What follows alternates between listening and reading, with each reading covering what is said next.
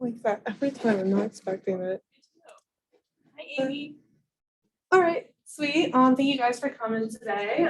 Today's meeting is a spring migrant ID workshop. We thought this would be really helpful right before migration really kicks off.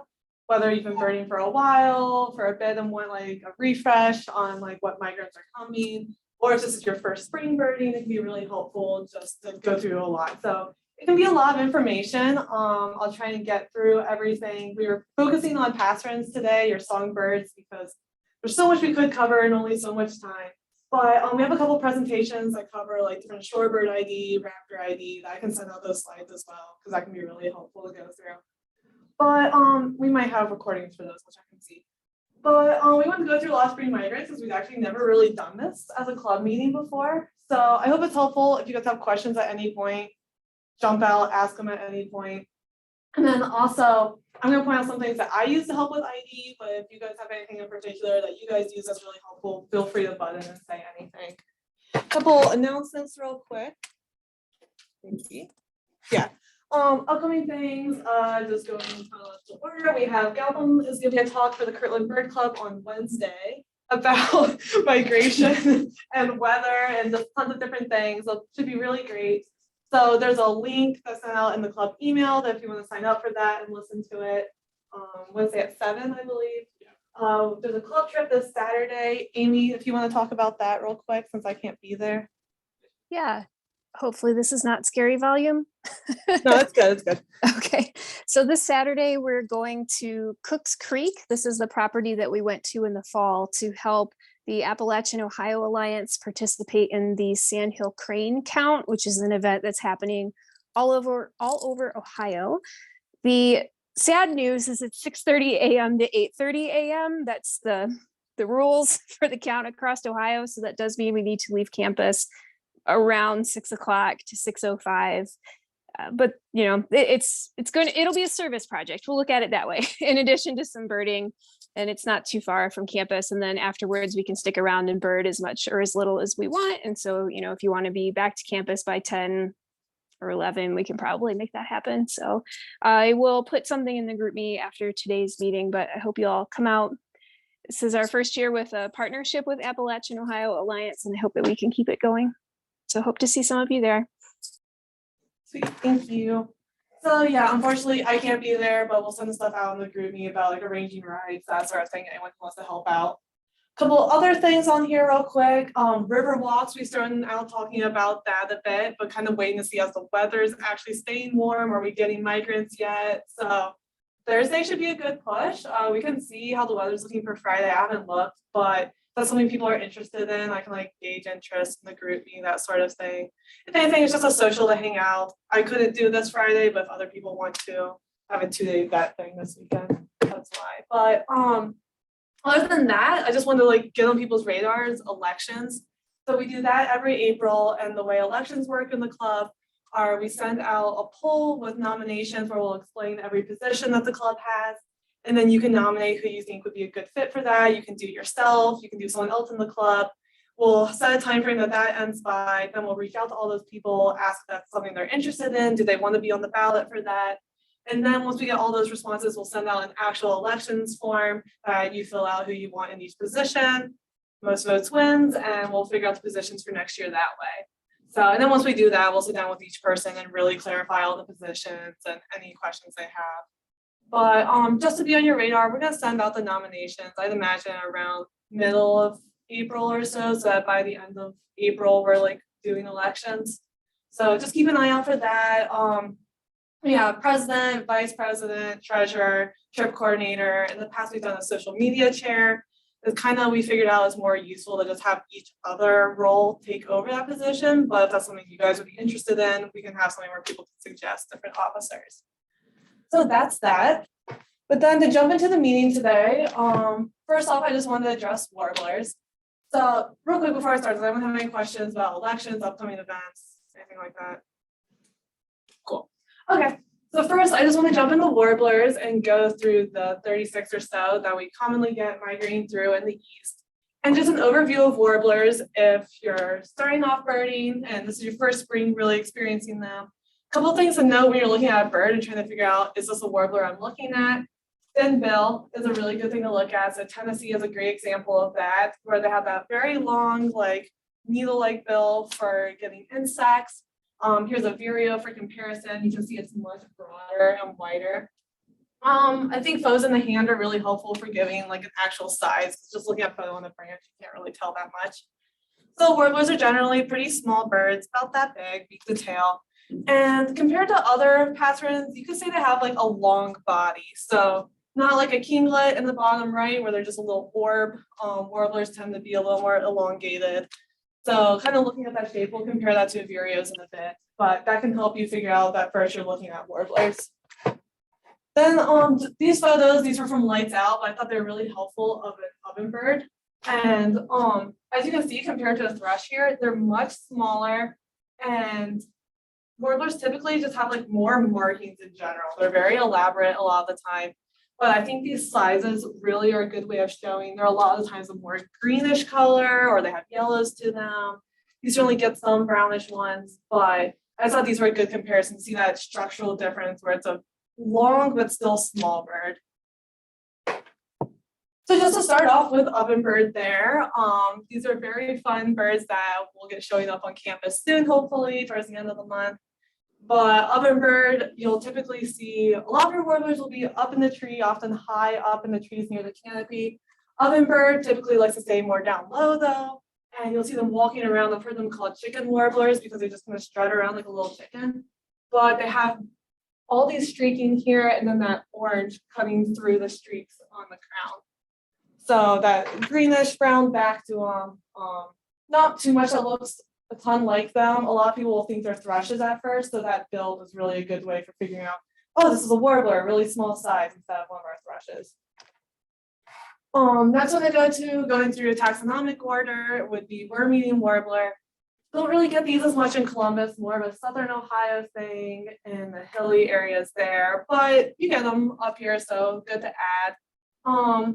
Worm eating is, you can see it's very much like this orangish olivey color with these distinct stripes on the head. But that's another one. I feel like you see them up high, down low. All warblers, it's like they feed a lot up high, but if you see a bird feeding down low, don't go, well, that's not a warbler. Like they'll do it. But that's just like the general trend for other bird you're typically finding down low. But worm eating is one that you're not going to encounter a lot in Columbus, but it's a good one to know. Moving on next to our water thrushes. So I'll compare the two in a second, but first we have Louisiana. This is more of our one that's breeding throughout the state of Ohio, especially in the southern part of the state. And our other water thrush, I think it's easier just to talk about them showing the photos side by side. So our other one would be northern water thrush. Now, as you can see, they do look pretty similar. But showing them side by side, there are some differences you can look for. So both will be pretty streaky, sticking a lot to like river edges, creeks, that sort of thing. And near the water, kind of bopping their tail a bit. But looking between the two, northern has a much more yellow tint to it. So it has that yellow washed all throughout it. And then the throat's a really good thing to look at. So Louisiana water thrush, you have this very clear throat here, and northern water thrush is much streakier throughout. So if you can get a head-on look, other than that, their song's really helpful for all these migrants. That's super helpful. But I'd say those are the main things to look for. I feel like for me personally, looking at the supercilium above the eye here is a good way for me to judge that color overall. Because with shadows and stuff, it might be hard to see like the belly colors, but right there is usually pretty easy to get a quick glimpse at. So again, it's a lot of information. If this is new, I know, but if you have any questions, just ask anytime. And hopefully just hearing it once and then looking back at it other times helps go through it all. And refresh if you've been birding for a bit.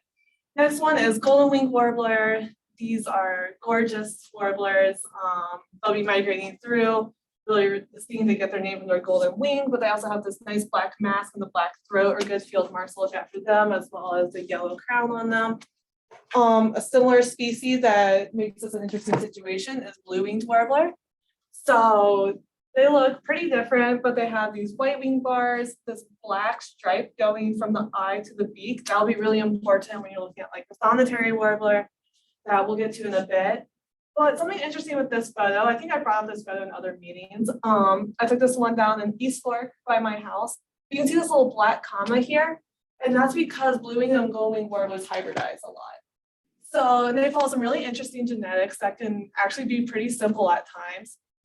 But you get these really cool hybrids, the Brewster's warbler and the Lawrence's warbler. And show what they look like. That's what a Brewster's looks like. And there's a Lawrence's. But they're really interesting, really pretty warblers. And this whole hybridization has some conservation impacts as we're losing a lot of our pure golden wings as blue wings are hybridizing with them. But they're both really awesome warblers that you should be getting in the area. Golden wing can be a trickier one for people to see, so I like to recommend Glen Echo Park just off campus can be really good for getting them in the spring. There's always a few there every year. Lots of blue wings as well. And I'm pretty sure I knew someone who got both hybrids there on the same day as well. So they're really cool, really interesting if you're into genetics to look into more behind that. Another fun one is black and white warbler, pretty straightforward and easy to learn because they're just black and white. But the fun thing with them is they actually like to climb around branches, kind of like you might see like a nuthatch or a brown creeper doing. So basically, if you see a warbler moving around like that, it's going to be black and white. The other ones aren't really doing that. But your first thought's going to go more to, oh, is this a white-breasted nuthatch? And then you realize it's a warbler and it's black and white. So they're a really fun one. Prothonotary, so I pointed out before that you have the black line on the blue wing. This clear area here would be prothonotary warbler. And habitat can help you a bit too with differentiating those, but also where the blue wing had those white wing bars, prothonotary doesn't show that. And they are the most neon yellow, like highlighter flying into an area. They are so pretty and they're just awesome birds. So prothonotary is a really fun one. Tennessee warbler, I really like these guys. So I'd say their big field mark to look for would be this gray cap up here with the white line over the eye, over the supercilium there, and this line connecting the beak and the eye together. And then that greenish color on the back, if you're looking at the female, this is a good example to start showing that the females of a lot of warblers will look different, but if you just have that warbler's pattern in mind when you're looking at them, you can still figure out what it is. So this may look like just a really drab warbler overall, but you still see that white supercilium I was talking about, that's still there. You still have that eye stripe going through, kind of that hint of a cap. So if you just keep looking for like, okay, what pattern, if this was much more vibrant, would I expect that warbler to be? That can help you a lot with working through and figuring out those IDs. So Tennessee's a really fun one. That's one of my favorites for some reason. Another warbler is orange crowned. Talking again about very drab looking birds. I include the picture on the right so you can see they technically have an orange crown. I would not rely on that for the ID. You are not going to see that most of the time. They're just a very drab colored warbler. And I feel like a lot of the time I end up working my way around to the ID of them going, this doesn't look like anything. There aren't field marks. And that lack of field marks can be field marks in themselves. So they're just that very, you can kind of see there's a little bit of yellow above the eye, kind of distinguishing that cap that can be helpful. But they're just very drab overall, and that can help ID in itself. Nashville is another one. So Nashville has this very gray head with this prominent white eye ring and the yellow throat. Occasionally on Nashville, you might see some rusty feathers on the cap. So that can be a helpful giveaway as well for them. But then I want to compare them in a second. I would say most people confuse them with Connecticut warbler. So going into Connecticut, again, you have this very gray head and that big white eye ring. Connecticut's going to be a very skulky bird that's staying. I didn't get that. Could you try? I said any questions interrupt, but so Connecticut will be very low down a lot of the time. Nashville typically be higher up in the canopy. Female is also pretty drab overall, but to compare the two side by side for the ID, it can really help. So you can see Connecticut, that gray head goes down into the throat, where Nashville is going to have a yellow throat. So that can be a big difference or a good thing to look for. If you're seeing a warbler down low that's showing that bold eye ring, if you can catch that throat, it's going to be really helpful for you. So that's an idea I think a lot of people struggle with, especially if they get maybe like a female or something that's looking a little weird. So just keeping that throat in mind, that's a huge thing for the ID there.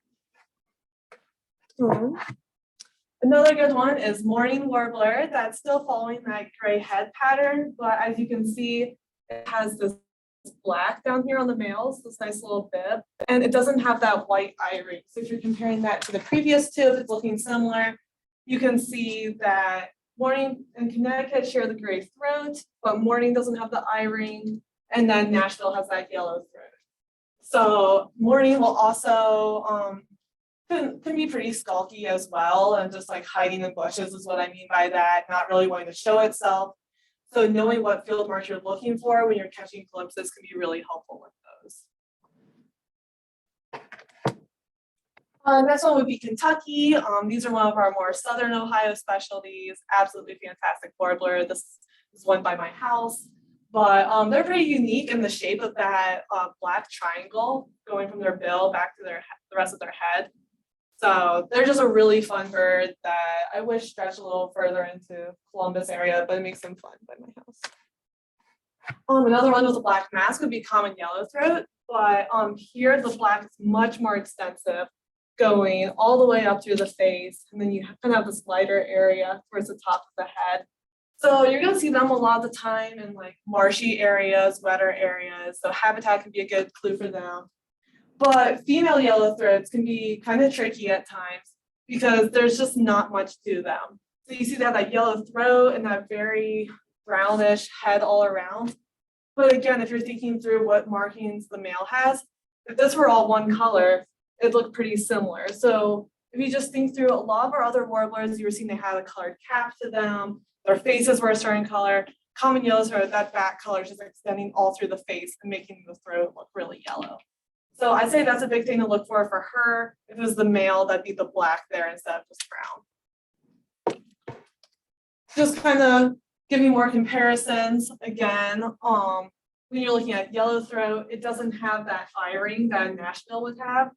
And again, just habitat is a good clue for that. Yellowthroats will be a lot of the time in grasses at the edge of a marshy area. Nashville's not really going to be tucked into reeds like that as much. And then with Connecticut, female Connecticut would have that gray throat instead of the yellow throat of a female yellowthroat. The name helps there.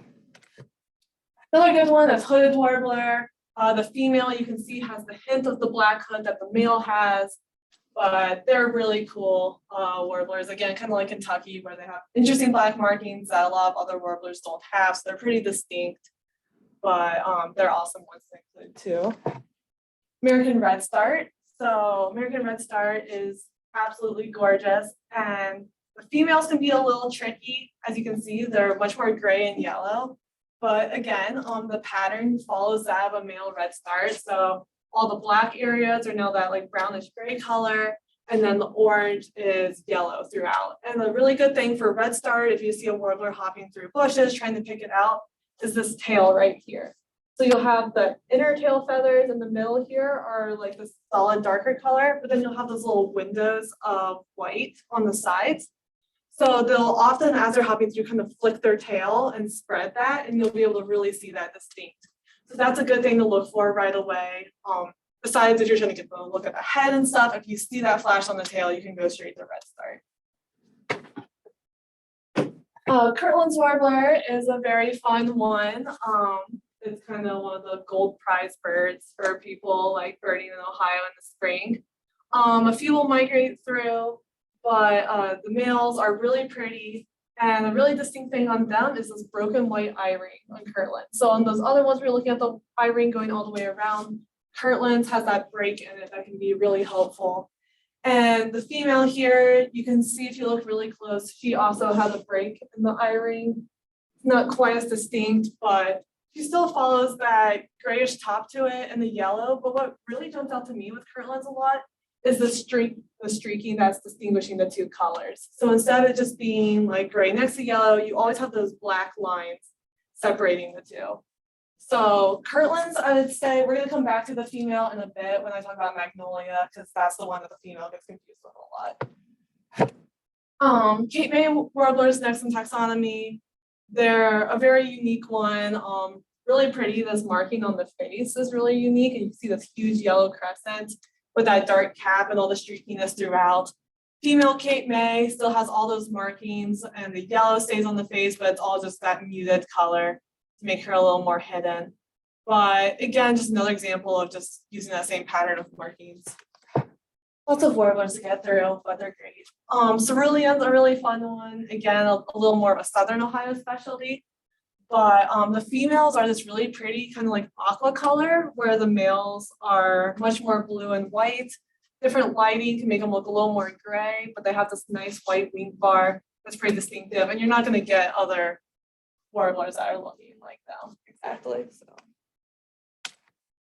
Northern Perula is a fantastic one that they're so, I keep saying they're so pretty. I keep saying that over and over. I just love warblers.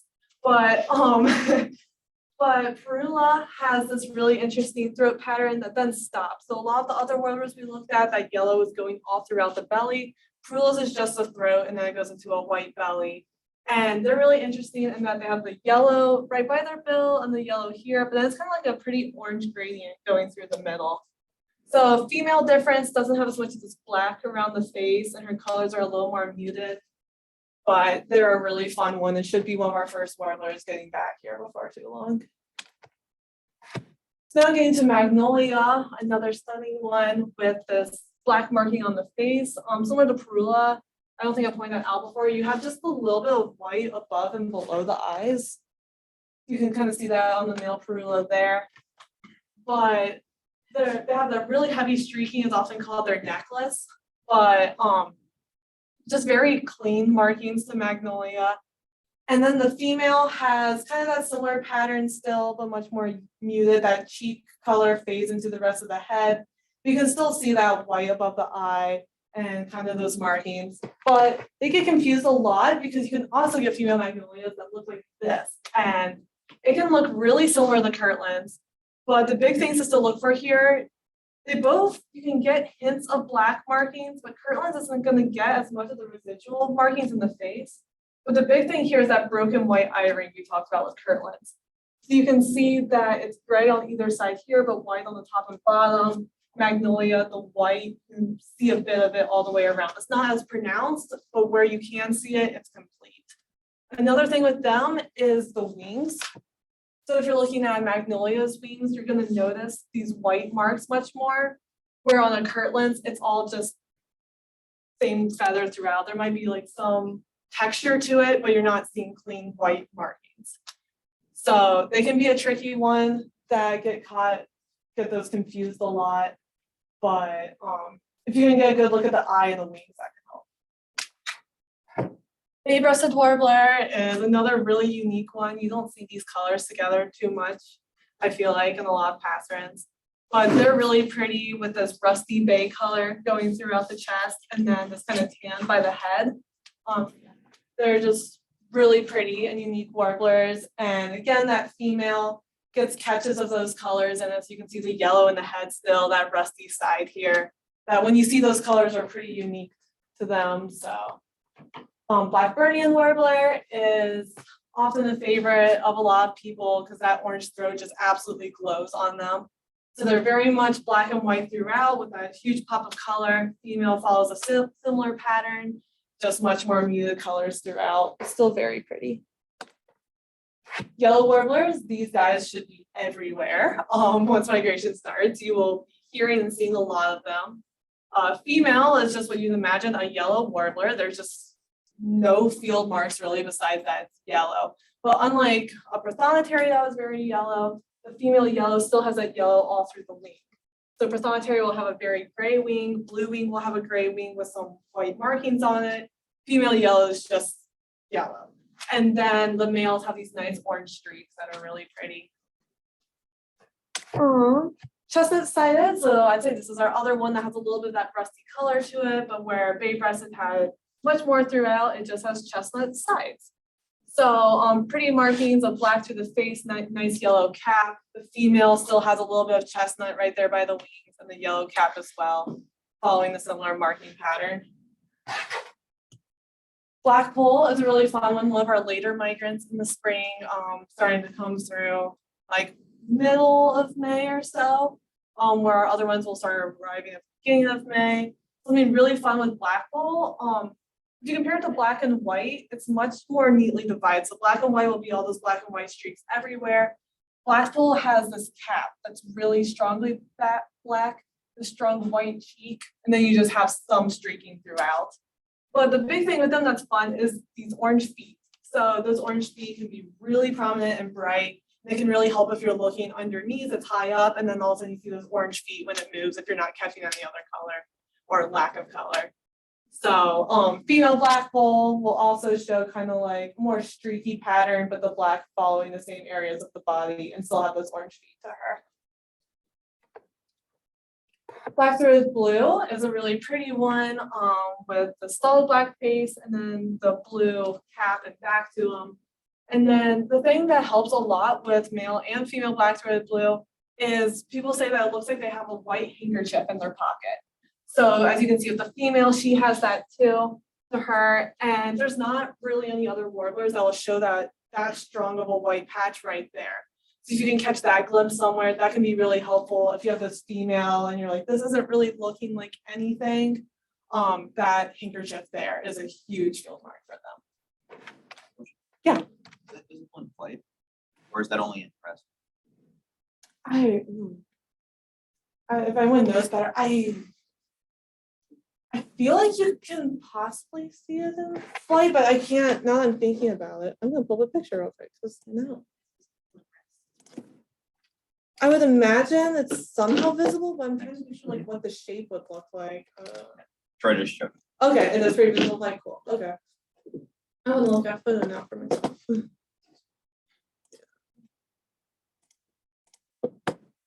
Oh, that is pretty strong. Okay, yeah. So it's much more, that's not a great photo. That's a funny photo. I like that. Okay, yeah, so when the wings are tucked, you can see it pretty well. When they're spread, can you see anything? Okay, it's just that white underneath. Okay, yeah, you can see it pretty clear there. Sweet. Yeah. They're so pretty, they're so cool. Wait for the menu to go away so I can.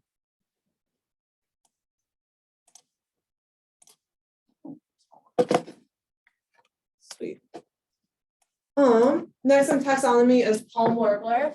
So this is another one you're much more likely to find closer down to the ground. They have this nice rusty cap to them, a little bit of yellow in the face. They can look pretty bland overall otherwise. The other subspecies of them, we get Western palm warblers. The other ones are much more yellow. But I include this GIF here because that shows how you're gonna see them a lot of the time is they'll pump their tail like that when they're sitting. So that tail pumping is pretty unique to them among warblers and can be a really good field mark in itself watching that behavior. I wish Galvin was still here for palm because he hates them, but I don't know why. So pine warbler is another one that you may have seen the pine warbler hanging out at Green Lawn Cemetery over the winter. We'll get them pretty early, but I'll show in a bit, kind of contrast them with yellow-throated vireo because that's one that people get confused a lot. But there's this very solid dark yellow throughout that cuts out around end of the belly and pretty like white on the wings.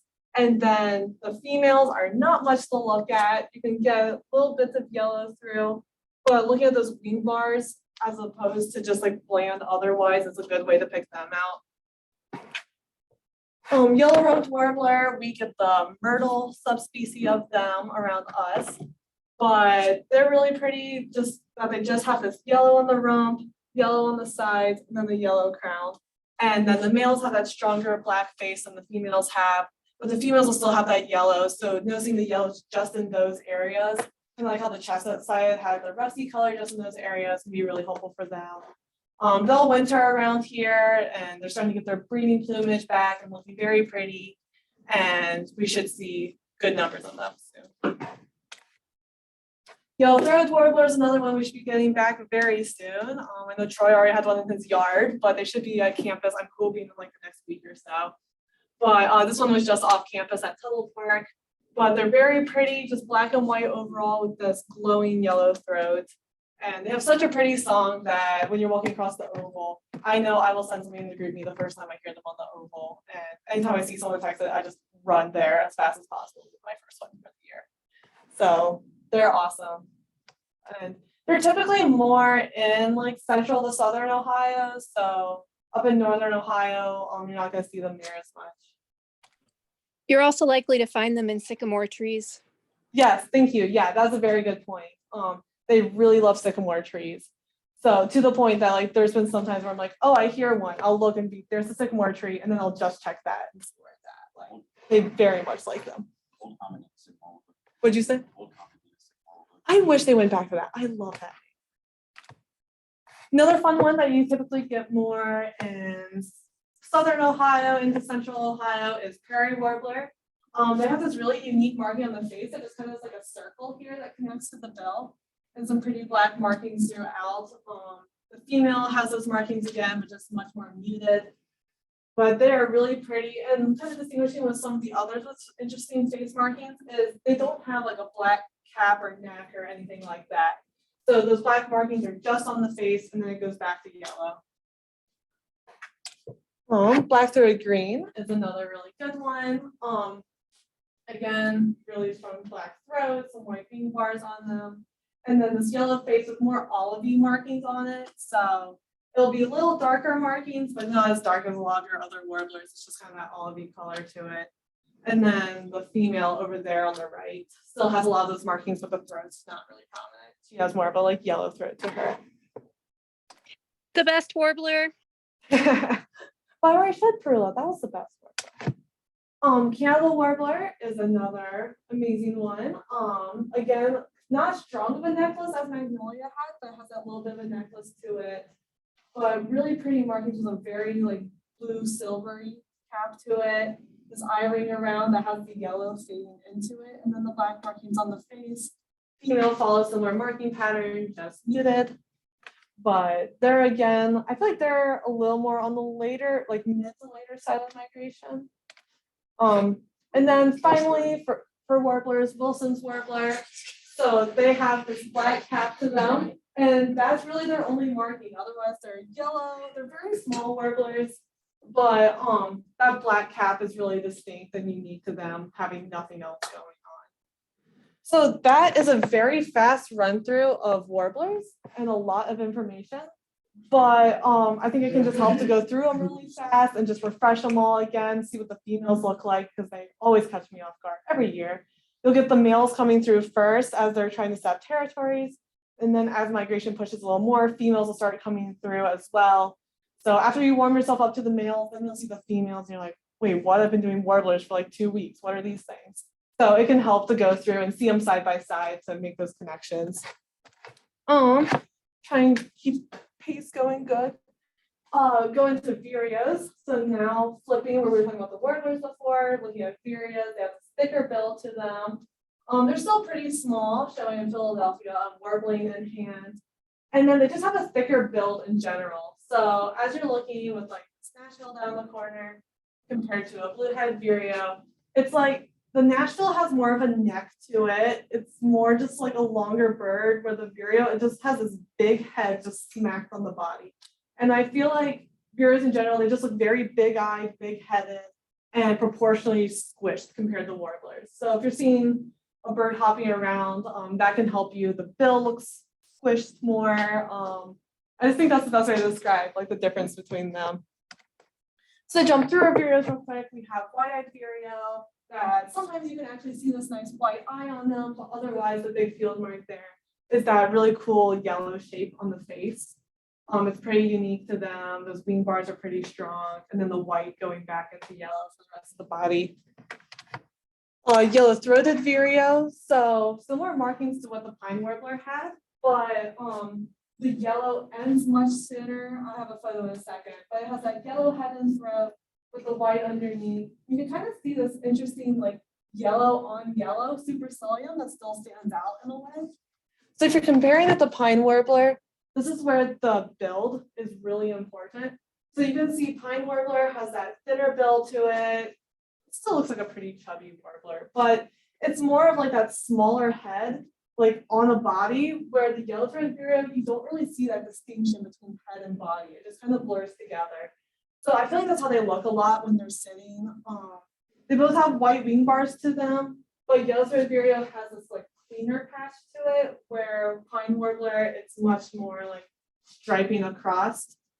But and then also pine warbler, the yellow would extend to like here on a yellow-throated vireo, so that ends more at the throat, yellow-throated. Another good one is blue-head vireo, has that very gray silvery blue head with that really bold white eye ring. I've heard them referred to a lot as being the bird's spectacles or glasses, because it has the white all the way around and then connecting across the bridge above the beak. So just remembering that blue-head vireo wears glasses can be helpful for them. Philadelphia vireo, this one's confused a lot with warbling that I'll get to in a second. I think it's easier to show the photos side by side again. There's warbling. So looking at them together, they follow very similar patterns, but Philadelphia will look like it has a much more yellow wash to it. So in general, I would say like 9 out of the 10 of the vireos you see are going to be warbling compared to Philadelphia if you're deciding between them. But especially in the fall, we get a lot of Philadelphias around here still. So yellow wash is big, but then another thing, because sometimes some warblings can look a little yellow, so you're trying to judge it, is this mark right here. So if you're looking between the eye and the bill, Philadelphia has this black mark where warbling, it's not really anything. It's white, maybe some of the gray feathers, but it's not a clear mark like Philadelphia has. So that can be something really helpful for them. And then we have red-eyed vireo with bright red eye. You have this gray cap to them with the white supercilium. Might look a bit like a Tennessee warbler, but if you look at photos, I don't think I have a photo of them side by side. The markings are much more distinct and clean on a red-eyed vireo, and then also that bill shape. Tennessee especially has the warbler pronounced long thin bill, which red-eyed vireo definitely does not have. It'll just be a much stockier built bird. And then I include Bell's vireo just for completion, but you're not, when you're sorting through vireos in like a forest or something, bells should not be on your mind like, oh, it could be a Bell's. They're very much this dull field mark-less bird in general, but they're more going to be in very like specialized specific habitats, kind of like scrubby edges. There's a good place by Battelle to see them in the summer if you guys want to get them. But I just wanted to include them on here. They don't have those like wider markings in the face that like warbling or Philadelphia would have, or red-eyed. So that's vireos, very fast run through. Moving on to thrushes. Here's a thrush in the hand. Really interesting. If you're trying to ID it, I was looking at the article for this. It's actually a Veery and Bicknell's thrush hybrid.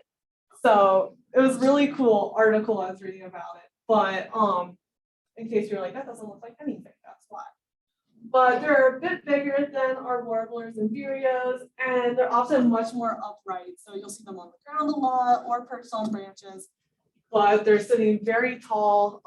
Robins are thrushes. So think of how like a robin sits or stands. That's what you're looking for here. So I'm going to run through the species real quick and then show kind of how to break it down through them, how I always did it. Starting off with Veery, they're one of our more reddish brown colored thrushes. And a good thing to look for thrushes is the overall color and the spotting on them. So Veery is very clean throughout with just a little bit of speckling around the throat, but not too much going on otherwise. Another one following taxonomy would be gray cheek thrush. So you can see this is more of a gray-brown thrush with speckling in the throat that's much more prominent than the face. The important thing to see here is that it's very plain gray throughout. So to compare that with Swainson's thrush, again, it's a dull brown bird with some speckling. But Swainson's thrush has this nice eye ring, and you can kind of see a line between the bill and eye, but that eye ring will be really prominent on them. Either a white or like a buffy color. That's a huge thing for telling them apart. Hermit thrush also looks pretty dull gray brown throughout, but then this tail is much more rusty brown. Little bit of speckling, but that tail is a huge thing for them to try and get an eye on. Wood thrush has our strongest spotting of any of our thrushes and is very red brown throughout. But to go through those quickly, this is kind of like when I was learning my thrushes, the thought process I always had going through my head every time I saw them. So first I always go to what the shade of brown is. So is it clearly rusty, clearly that dull brown, or kind of the mix, which would be hermit thrush with the tail. Your rusty ones, if they have spots, it's a wood thrush. Otherwise, if you get fury, the eye ring, if it's really bright, Swainson's thrush, if not, gray cheek. So to throw like photos up for that, you can see that difference now between the two different browns I was trying to point out. And then the hermit thrush, you can see that fade on the tail where it becomes that rusty brown instead. And then fury and wood thrush thankfully have kind of like our minimal spotting and our most spotting. So they're a pretty clear difference. And then that eye ring, you can see a bit more now with gray cheeks and Swainson's, where Swainson's has this nice eye ring around. And gray cheeks, you can't really define it anywhere because all the feathers kind of like mesh together around that. So hopefully that helps with breaking them down, because I feel like they can be really overwhelming until you kind of lay that out in your head, and then you can just sort through it whenever you see them. So I'd literally see them and like work through that in my head. Another fun one that could help to go through the ID would be swallows. You're not really gonna get them confused with other birds besides maybe like chimney swifts, but I thought I'd throw up. Very different structure, different behaviors. They're gonna be skimming over water a lot of the time or over fields. They have this very tiny bill that's really interesting. And then when they're perched, their wings look so extremely long, like down by their tail, and their feet are extremely tiny and short. But IDing the different swallows, starting off in taxonomy with northern ruffling swallow, is this clean white underneath and then a brown color on the top and on the back. This is pretty, I'll show when we get the bank swallow how to tell the difference there. Next would be purple martin. So they're very big swallows. The males are this really pretty purple color. Females are grosser, but that kind of just, there aren't clean edges to it. It's that brown spotty, you sometimes get little bits of purple. You can still kind of follow the general pattern for figuring out that's a female purple martin, looking at the male. You'll see those a lot in like martin houses that get set up in places. They'll like look like little like white condo things. And there'll be a bunch around them, or decoys. That definitely never caught me before thinking it's a real one, definitely. Also tree swallows, probably the one you see most prominently. They're really pretty with this glowing blue back to them and very clean white underneath. The females are a little trickier. You might think they're a ruffling swallow at first, but you can still see hints of blue, especially around the black there. And the extent of the white is a little bit different. So, but if you can catch any of those like bluer sheens to it, that's a female tree. Ruffling will very much be brown. And then bank swallow. So when we were looking at northern ruffling swallow, it had the white extending all the way down through from the throat to the belly. Bank swallow has this brown coming across that you can see when it's flying around. I've heard described as he's wearing a little bow tie because he works at bank. That made it stick in my head. They actually nest in banks, so that's like on the side of a river. So that's not where he got his name, but I like it. And it helps me remember it. They're very small swallows too. So if there's a flock of swallows moving around, you see these tinier ones going through. Try and look for that. That'll help you a lot with the ID. Barn swallow is a very pretty swallow. They're really cool in their extent, like all around the world. But they have that blue on top, kind of like a tree swallow has, but then the face and belly are orange, with that face being that darker, rustier color. And to pick them out in flight is they have this forked tail that the other ones won't show. So if you see that, that's a pretty good giveaway for barn swallow. The swallow, the big giveaway for them is this big buffy rump to them there. So when they're turning in flight, you'll see that really clear a lot. And that's super helpful, but I just think they're really pretty with the forehead and then this like nape mark here. Yeah, and otherwise that bluish color to them. They're just really unique and pretty. I really like them.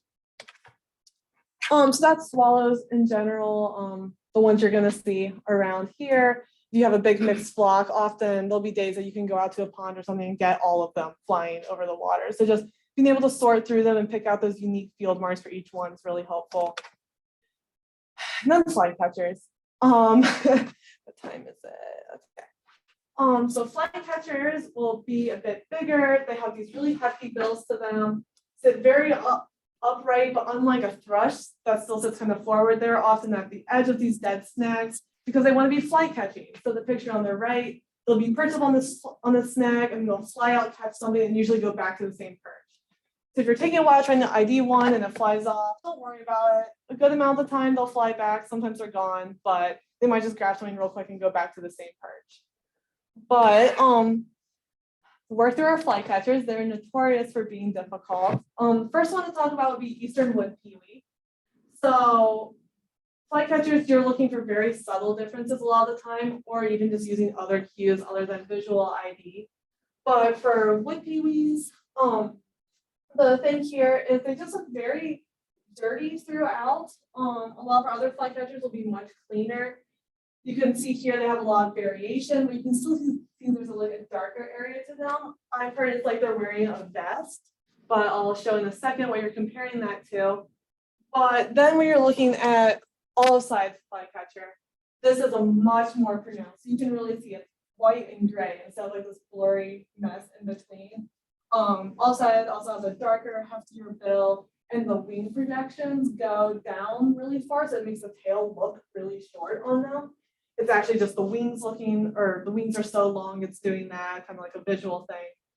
But if you're comparing the two side by side, you can see pewee, it's much just blurrier throughout, where olive side, you have these really clean distinctions. And a good place to look for olive side is like 95% of the time, they'll be in a dead tree on a snag.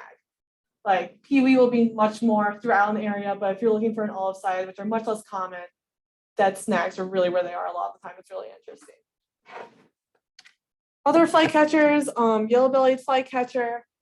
In general, it's just you're looking at a flycatcher and you notice it just has this yellow wash throughout the whole thing. So you can see it more through the belly and the head, especially. It's pretty yellow, I think, when I'm looking at other faces. But even fading into the wing bars on the side, that yellow can be pretty, like, just throughout the whole body. Flycatchers are difficult. Definitely don't feel bad, especially if this is your first spring birding and they all look the same. Yeah, they do.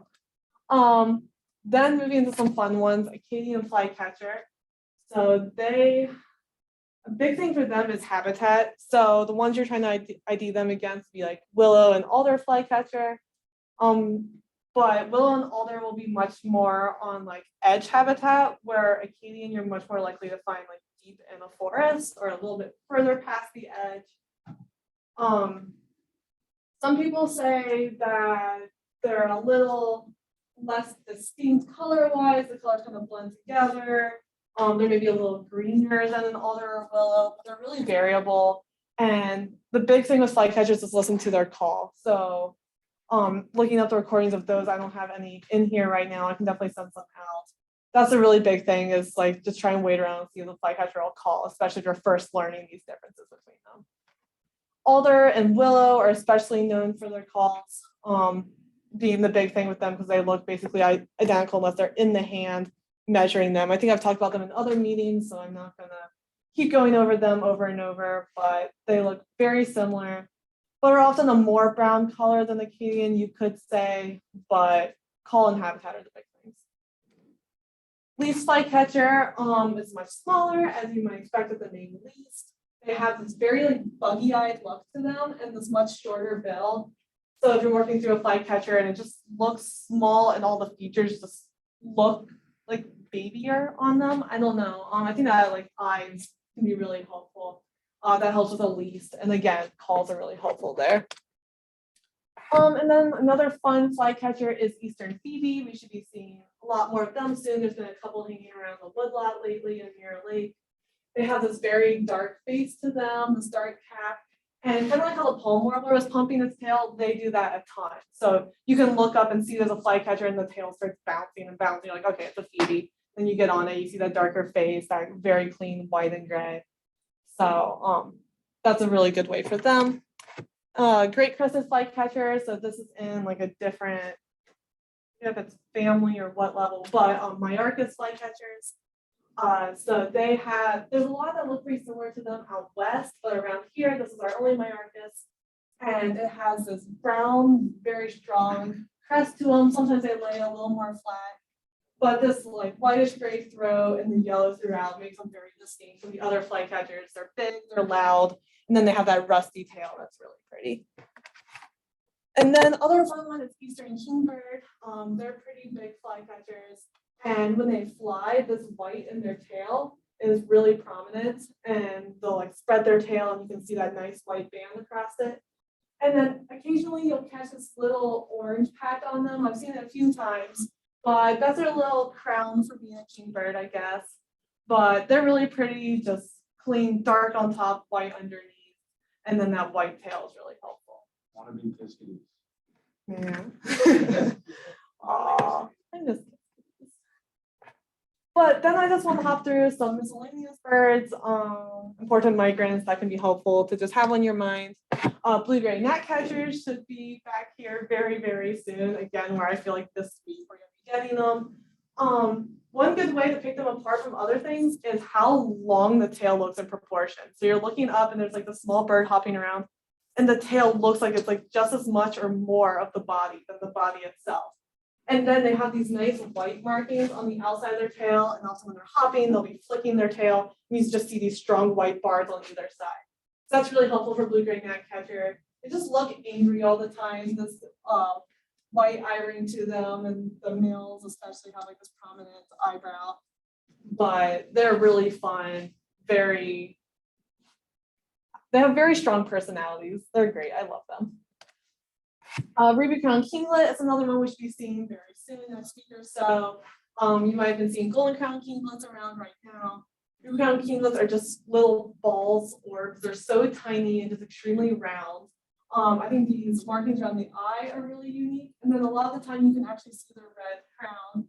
So they'll flare it up when they're angry, or sometimes when they're just hopping around, you'll see it a bit, but they get angry easily. So there's a good chance you'll see it. But they should be back very, very soon. Another good one is gray catbird. This is one of our mimids, our birds that mimic other calls. They're more likely to be a little bit lower, kind of like where you find our thrushes, to a little bit off the ground. But big things there are solid gray, black cap, and then the rusty under the tail. They get their name because they'll also let out little meows that sound like cats. That's really cute. What? Cat-like physique. But then you have another mimic that's coming back, more brown thrasher. There's been a couple of them in the woodlot. But they might kind of look like a wood thrush at first, but their face is much more clear instead of the rusty brown coming down. And then their tail is so extremely long. The white wing bars also are helpful, but that really long tail, and they just have a much longer bill to them instead of like a condensed thrush. They're just very long birds. Going into our orioles. So they should be back a little bit later, beginning of May or so.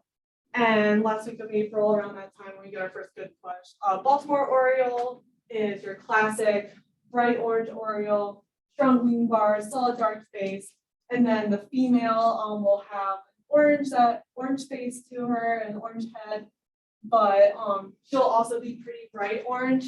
And then if you're comparing to orchard oriole, orchard is much more this rustier, darker orange color, and the female is more of like a yellowy color than like the oranges you get in a female Baltimore. Still showing strong wing bars as well, but with orchard, you have this like rusty color extending into the wing too. Yeah. Also, one thing about orchard, it is like the young males look really weird. Oh yeah, yeah. Yeah, I'll try and find. I always like, oh my god. That always throws me off. Yeah. So first off the show, if you have like, let me see, like a good one, like a young Baltimore oriole, you can kind of see like where that black is gonna end up being at soon. But then if you're looking at a young orchard, yeah, they're more yellow, and then they have this really weird black throat to them. So the black's not following what it's going to eventually be. They have like their own really unique marking. So that can definitely throw people off. That was a very good point. Thank you.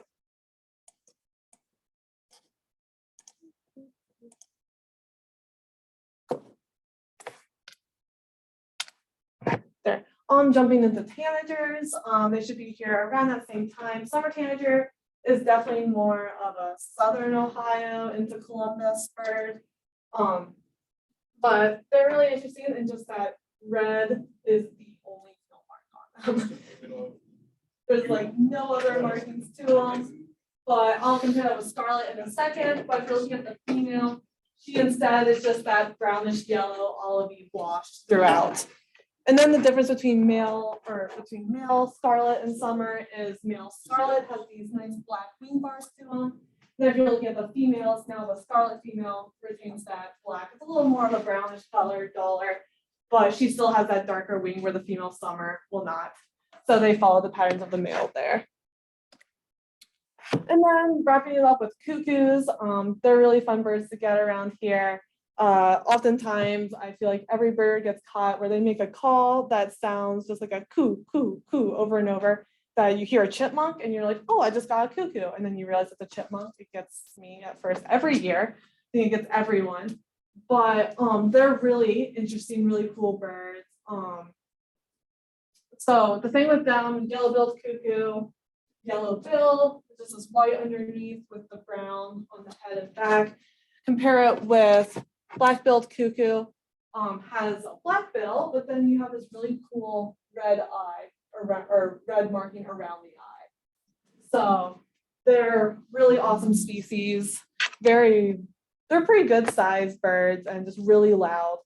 So usually it's you're hearing one and then tracking it down, I feel like. But that is just a very fast run through of a lot of birds. I'm sure it's overwhelming. I can send out the slides. We'll have this recorded. You can just keep refreshing yourself as migration's going. We just want to offer this as a resource so people can like look through. But are there any questions like right off the bat? Okay, cool. All right. Thank you guys for coming. Sorry, I just spit a ton of information at you for like an hour straight. But yeah, I hope this was helpful. I'll definitely get the slides sent out. Yeah. That is on reading day. So that morning, just like get out birding and relax before you study for exams. So, oh yeah. So right before exams, it's like when classes end, they always give like one day off. That's called reading day. So you can't have exams on that day. And so you can study all day that day. So we're offering birding.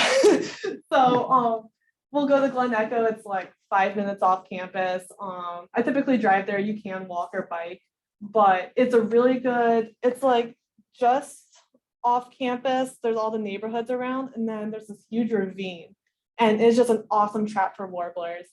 And I know Molly and I were going there a ton last spring, and each day we'd be like, okay, like where are the migrants? And then just one day it hit, and the place was just filled. And it's such a good place to go get warblers and different migrants at. So we're gonna do a day there, walk around at the end of the month.